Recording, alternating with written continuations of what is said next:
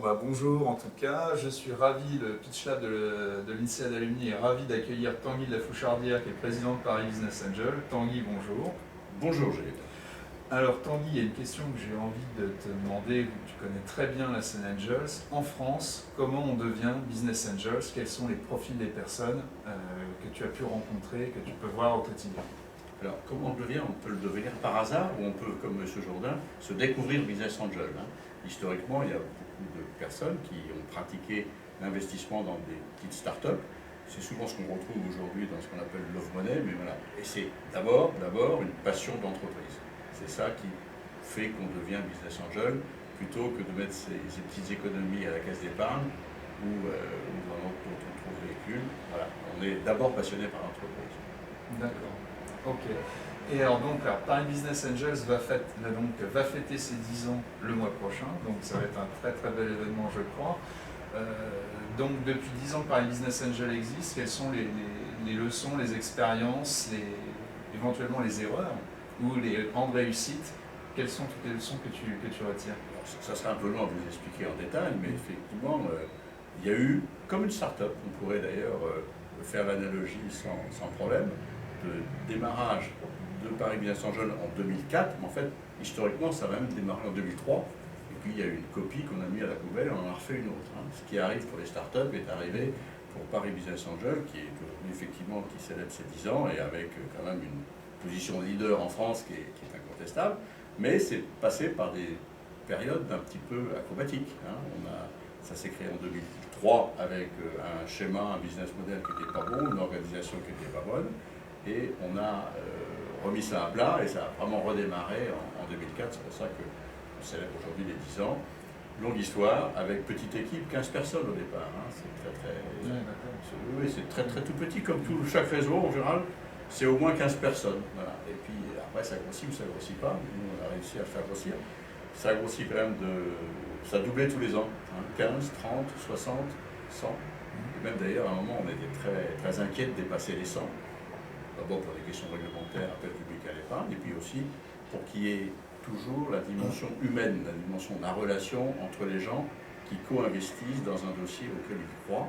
Et s'ils croient ensemble, c'est parce qu'ils se sont fait une conviction ensemble, qu'ils se sont fait confiance ensemble et qu'ils ont fait confiance à l'entrepreneur. D'accord. Voilà le jeu. Alors aujourd'hui, Paris Business Angels, quelle serait pas si le terme de personnalité, mais en termes d'investissement? Les entreprises qui sont aujourd'hui suivies par Paris Business Angels, c'est quel type d'entreprise? Est-ce qu'il y a un profil ou est-ce que ça peut être vraiment tout style? Donc, depuis le départ, on se qualifie de réseau généraliste, même si au fil des années, la tendance à être dans le numérique prend le dessus. Aujourd'hui, c'est plus de 50% des projets sont dans le numérique. Je n'ai pas les statistiques fortement en tête, mais il y avait beaucoup plus de choses dans le service ou dans l'industrie ou dans le commerce qui n'étaient pas dans le numérique il y a 10 ans ou il y a 5 ans. Donc là, on est vraiment plus dans le numérique, un petit peu dans l'économie durable ou l'énergie, enfin, pas mal. Mais on est dans ce que les gens choisissent. On n'a pas fait un choix de dire on va faire dans tel ou tel secteur économique. À l'inverse, des fonds qui, eux, peuvent choisir. C'est différent, leur choix il est lié parce qu'ils sont mandataires de l'argent qui a été confié.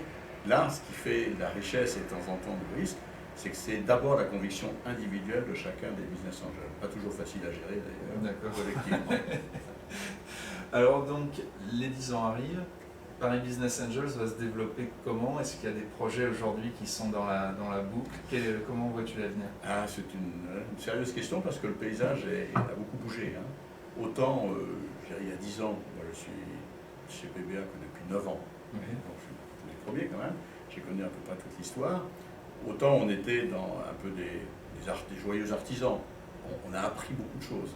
Donc on s'est dans des pratiques professionnalisées fortement, ce qui a permis au réseau de bien se développer, professionnalisé au sens des pratiques, des processus, de la façon dont on gère tout ce qui est l'aspect juridique, mais l'aspect surtout due diligence en entreprise.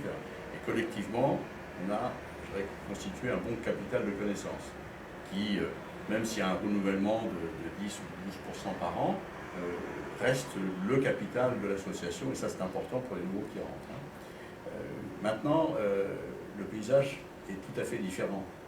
Autant il y a 10 ans, l'investissement dans l'amorçage ou dans la petite start-up inconnue qui fait zéro chiffre d'affaires totalement à risque était laissé un peu en déshérence.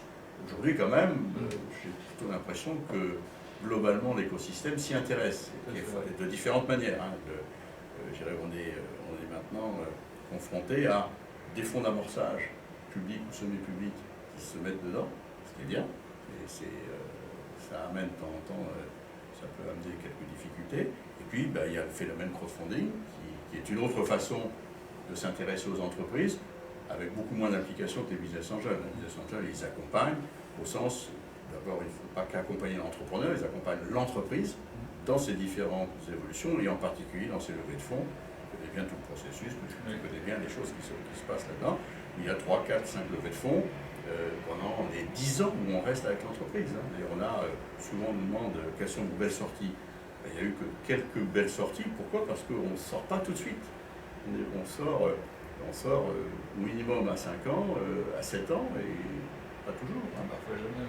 Parfois jamais. Ça, on le sait très vite. Ça. Par contre, là, la mortalité infantile, on la connaît plus vite que les succès de belles sorties. Donc, on est dans ce mouvement où beaucoup de gens maintenant s'intéressent aux entreprises, c'est une bonne nouvelle. Du coup, ça crée des offres différentes. Moi, je n'appelle pas ça de la compétition, c'est des offres alternatives. Pour un entrepreneur, il y a le choix.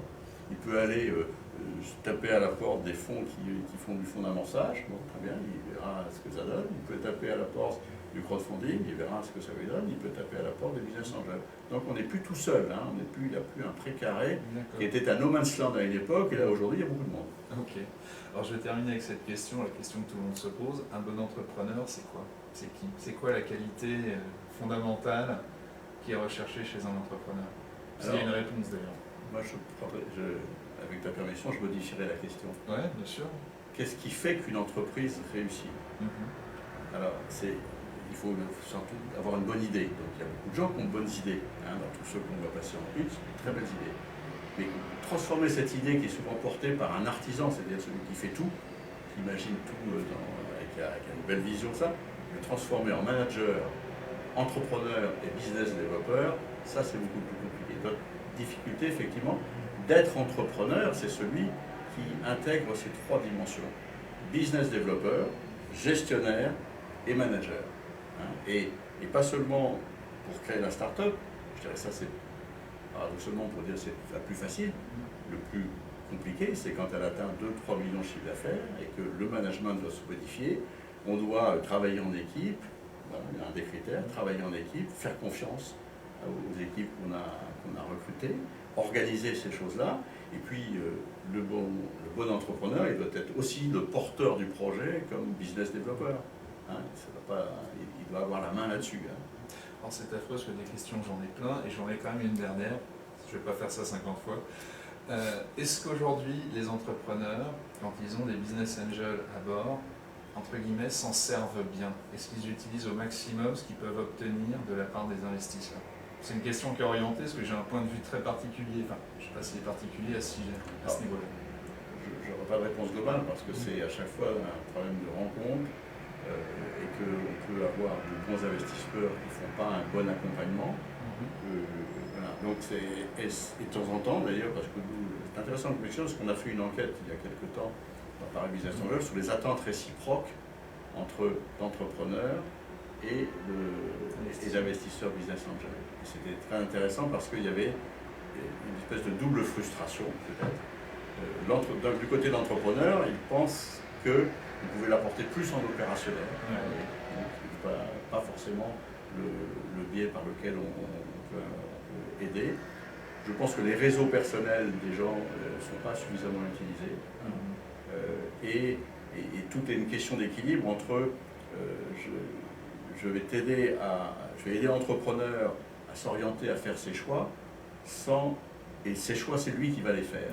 Donc c'est de la conviction, c'est une espèce de consensus indirect, puisque d'abord on est minoritaire, donc de toute façon c'est toujours le majoritaire qui peut réunir ses actionnaires et dire voilà, la décision que j'ai prise, vous n'êtes pas d'accord, de toute façon j'ai 52%, j'ai gagné. Bon, mais ça, on ne va pas très loin avec ça.